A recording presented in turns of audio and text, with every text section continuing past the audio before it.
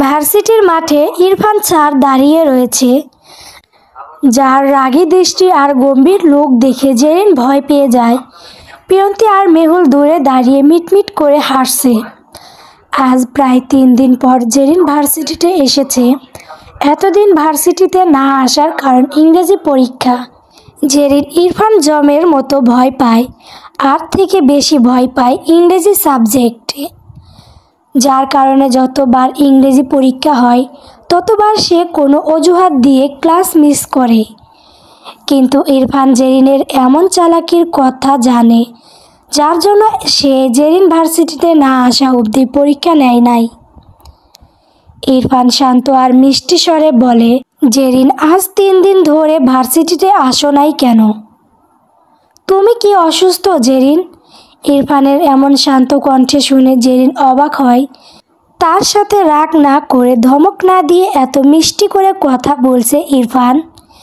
বিষয়টা অবিশ্বাস লাগে জেরিনের কাছে, কিন্তু ইরফানের কাছে থেকে বাঁচতে হলে তাকে এখন মিথ্যা বলতে হবে। জেরিন ভয়ার্ত মুখ কান্নার রূপ নেয়। জেরিন কান্না করতে থাকে আর বলে, স্যার আমি অসুস্থ ছিলাম না, আমার দাদি মারা গিয়েছিল।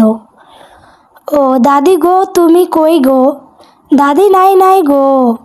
ওহ দাদি, তোমাকে ছাড়া আমি কি করে থাকবো দাদি?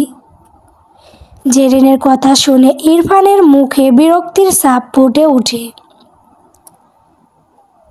জেরিন যে মিথ্যা কথা বলছে তা ইরফান জানে, তবে জেরিনের মতো এমন বাদর মেয়েকে কি করে শায়েস্তা করতে হয় তা ইরফান জানে।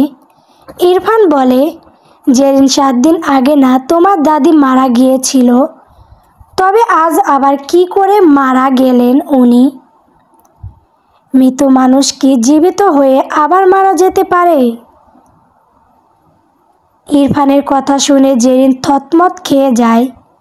7 দিন আগে বাংলা ম্যাডামের কাছে থেকে দাদির মৃত্যুর কথা বলে ছুটি নিয়েছিল, কিন্তু সেটা ইরফান কি করে জানলো? জেরিন আবার কান্না করে বলে, স্যার 7 দিন আগে আমার ফুফাতো বোনের শাশুড়ির ননদের দাদি মারা গিয়েছিল, কিন্তু আজ আমার আপন দাদি মারা গেছে স্যার। ওহ দাদি গো, তুমি আমায় ছেড়ে কোথায় গেলে গো দাদি? জেরিনের কথা শুনে ইরফানের রাগ হয়, কিন্তু সে রাগ করে না, বরং জেরিনকে সান্ত্বনা দিয়ে বলে, জেরিন থাক আর কান্না করো না, তোমার এত কষ্টের মধ্যে কি পরীক্ষা দিতে পারবে? ইরফানের কথা শুনে জেরিন মনে মনে খুশি হয়ে যায়। যাক, ইরফান স্যার তার কথা বিশ্বাস করেছে, তার মিথ্যা নাটক করা সফল হয়েছে।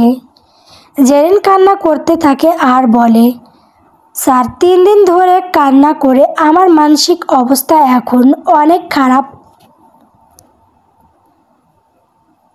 পরীক্ষা দেওয়া আর সম্ভব নয়, তবে অন্যদিন পরীক্ষা হলে আমি অবশ্যই দিব স্যার। সমস্যা নাই জেরিন, তোমাকে পরীক্ষা দিতে হবে না। আচ্ছা, তোমার দাদি মারা গেছে, নিশ্চয়ই তোমার পরিবারে অনেক কষ্টে আছে। তোমার আব্বুর নাম্বার দাও, আমি তার সাথে কথা বলি। আব্বুর নাম্বারে কথা শুনে জেরিন থতমত খেয়ে যায়। ইরফান যদি এখন তার আব্বুকে ফোন করে তবে সব জেনে যাবে। জেরিন বলে, স্যার আব্বুকে ফোন করতে হবে না, আমি পরীক্ষা দিব স্যার। পরীক্ষা দিব? তাড়াতাড়ি ক্লাসে আসো পরীক্ষা দেওয়ার জন্য। ইরফান কথাটা বলে চলে যায় সেখান থেকে। প্রিয়ন্তী আর মেহুল এগিয়ে আসে জেরিনের কাছে। এরপর বলে, কিরে জেরিন, ইরফান স্যারের সামনে তোর কোনো নাটক কাজ দিল না? পরীক্ষা কিন্তু দিতেই হবে। খন্দকার বাড়ির একমাত্র মেয়ের নাম নুহা, যার বর্তমান বয়স 21 বছর।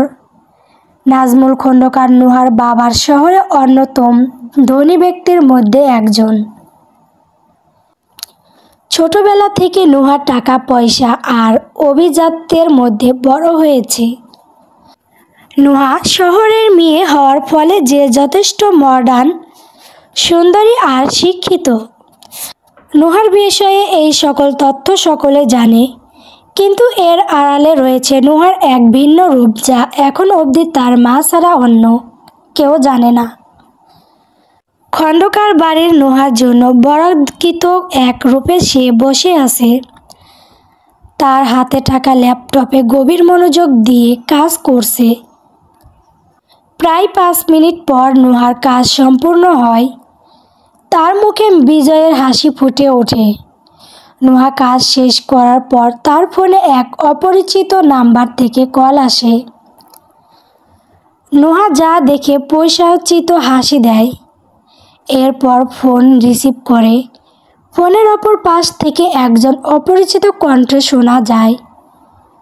নুহা বলে, কাজ কমপ্লিট হয়ে গেছে আমার। মাল সময় মতো পৌঁছে যাবে আপনার কাছে। নুহার কথার জবাবে আগন্তুক পৌচিক হাসি দেয়। এরপর বলে, গুড মিসেস নুহা, আপনি কাজটা সময়ের আগেই করে ফেলেছেন। তবে মাল যতক্ষণ না বিদেশে প্রচার হবে, এর সম্পূর্ণ নিরাপত্তার দায়িত্ব কিন্তু আপনার থাকবে। নুহা সম্মতি সূচক মাথা নাড়ায়, কিন্তু বর্তমানে আইন ব্যবস্থা যথেষ্ট সচেতন হয়ে গেছে। আর এখন সিআইডি ডিপার্টমেন্টে নতুন একজন অফিসার জয়েন করেছে, যার দৃষ্টি এখন নুহার ব্যবসার ওপর রয়েছে, যার পরিচয় নুহা জানে না। দেশের সকলের অগোচরে মাল বিদেশে প্রচার করা খুব বিস্কর বিষয়, কিন্তু নুহাকে তার কাজ সম্পূর্ণ করতে হলে এমন রিস্ক নিতে হবে।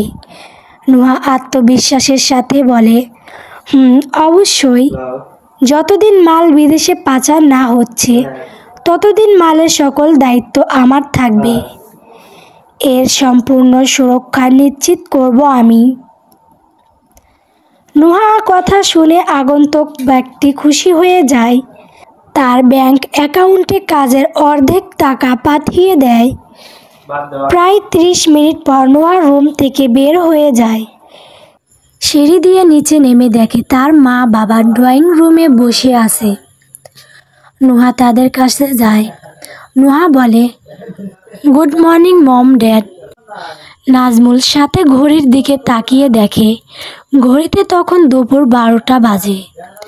নাজমুল খন্দকার বলে, নুহা, এইটা সকাল না, বরং দুপুর। তুমি এতক্ষণ রুমে বসে কি করছিলে? ভার্সিটিতে যাবে না আজ?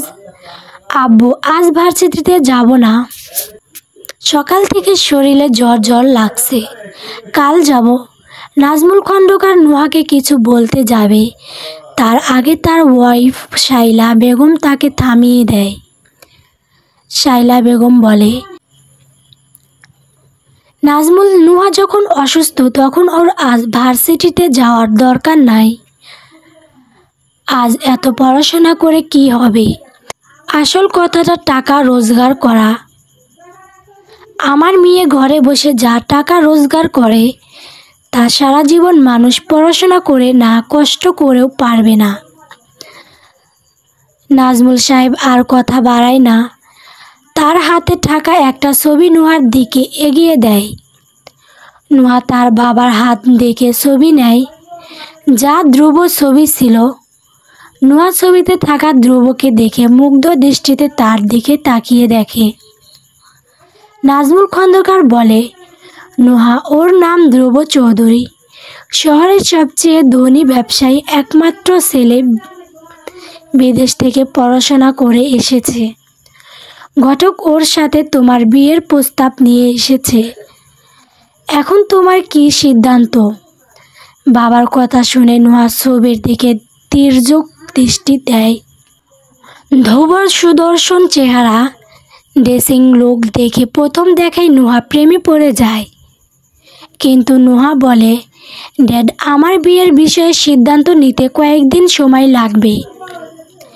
পড়াশোনা শেষ না করে বিয়ে করতে চাই না আমি।